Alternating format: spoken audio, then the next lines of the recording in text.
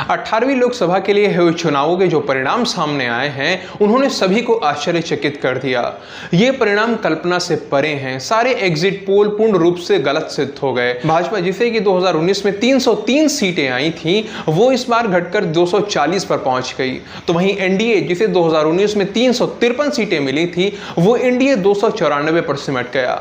आखिर वो क्या कारण रहे कि जनता ने इतना बड़ा झटका दे दिया, कोई कुछ समझ ही नहीं पाया। वैसे तो गिनाने के लिए कई कारण हैं, लोग कई कारणों पर चर्चा कर रहे हैं, जैसे कि प्रत्याशियों का चयन ठीक से ना किया जाना, भाजपा कार्यकर्ताओं का घर घर ना छा पाना, लोगों से जनसंपर्क नहीं कर पाना, जातीय समीकरणों में बीजेपी का पीछे रह जाना। ऐसे बहुत से कारण हैं गिनाने के लिए, लेकिन एक कारण ऐसा है जिसकी कोई बात तो नहीं कर रहा है, लेकिन कहीं ना कहीं इसने भी चुनावों को प्रभावित किया है और एक महत्वपूर्ण भूमिका निभाई है, और वो कारण है कोरोना वैक्सीन। जी हाँ मित्रों, कोरोना वैक्सीन जमीनी स्तर पर एक मुख्य मुद्दा था। आपको स्मरण होगा, अप्रैल के अंतिम सप्ताह में कोविशील्ड बनाने वाली कंपनी एस्ट्राजेनेका ने ब्रिटेन के कोर्ट में स्वीकार किया था कि हां, उनकी वैक्सीन से मौतें हो सकती हैं।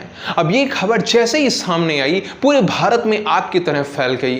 सोशल मीडिया ने भी इसमें महत्वपूर्ण भूमिका निभाई। विपक्षी नेताओं ने इसे सरकार पर वार करने का एक अच्छा अवसर समझकर इसका पूरा लाभ उठाया, क्योंकि आरंभ से ही वैक्सीन पर संदेह किया जा रहा था। कई सारे विपक्ष के नेता कोरोना के समय से ही बोल रहे थे कि ये मोदी का वैक्सीन है, हम इसे नहीं लगवाएंगे।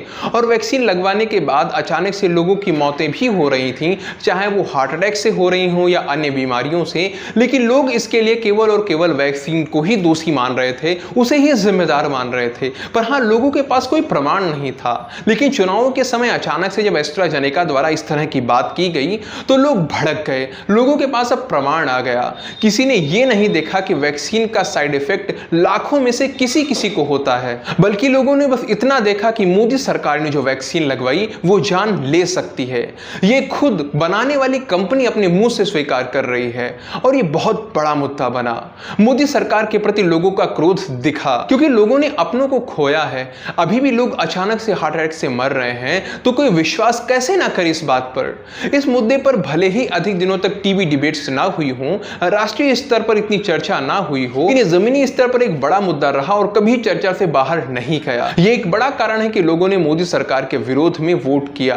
अब कोई ज्यादा आंकड़े उपलब्ध नहीं है कि बताया जा सके कितने लोगों ने इस आधार पर वोट किया है, लेकिन यदि आप अपने आसपास पता करेंगे तो आप समझ पाएंगे कि मैं क्या कह रहा हूं। मोदी सरकार यहां पर लोगों को तथ्य समझाने में, अपनी बात समझाने में विफल रही, जबकि विपक्ष जो कहना चाहता था कहकर निकल गया।